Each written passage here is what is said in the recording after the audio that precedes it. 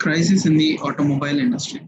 India is witnessing the worst kind of slowdown in the automobile industry amidst slowing economic growth and increasing the cost of vehicle ownership.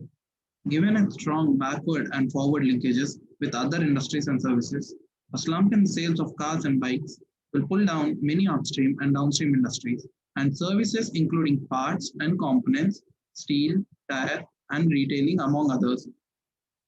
Hello everyone, this is P. Sujeet Sukumar, first year PGPM student of IIM Trichy. Today I will be talking about the topic crisis of in the automobile industry. An industry neutral booster of lower corporate tax announced last week by Finance Minister Ms. Nirmala Sitharaman will improve the ability of corporates to invest. However, high GSTs and cess will continue to put the automobile industry at a disadvantage.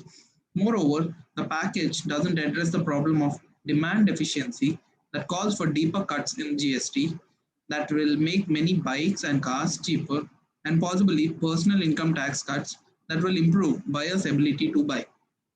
India's automobile industry accounts for 49% of the country's manufacturing GDP and it directly and indirectly employs around 37 million workers. According to Society of Indian Automobile Manufacturers (SIAM), 3,50,000 jobs, mostly contractual in base on nature, have been lost and over a million are at risk due to plant shutdowns and bankruptcy of dealers and component makers. The sale of passenger vehicles fell for the 10th straight month in August by a whopping 31.57% over the same month last year. That's not all. The slump in the automobile sales is quite pervasive globally. However, India has local factors to add to its woes. Among them, bad regulations top the chart. Uh, for example, the Indian government has protected the automobile industry from imports and helped expand it substantially. But it has started to squeeze it for meeting the tax expenditure gap. The auto sector contributes roughly 15% to GST collection. It attracts the highest GST slab of 28%, and the imposition of additional cess pushes the effective taxation to a whopping 50%. Yeah, that's a pretty high number. India's excessive steel protection is artificially jacking up input costs for the steel intensive industry. Further, the upward revision in road and registration charges by the state governments are making vehicle ownership even more difficult, as rightly highlighted by the Maruti Suzuki chairman. If that was not enough, the decision to not buy Iranian oil and supply disruption in Saudi Arabia following the attack on Aramco facilities will push up fuel prices and play the spoil sport for the automobile industry. With the government reducing GST on electrical vehicles to 5% while leaving those on conventional vehicles untouched, the relative tax gap between the two categories goes up. That will further reduce the relative attractiveness of diesel and petrol vehicles to the uh, petrol vehicles and will add on to the misery of the manufacturers. This is going to cause thousands of jobs. And that's not all. The rush to adopt emission standard BS6 from BS4 is making things difficult.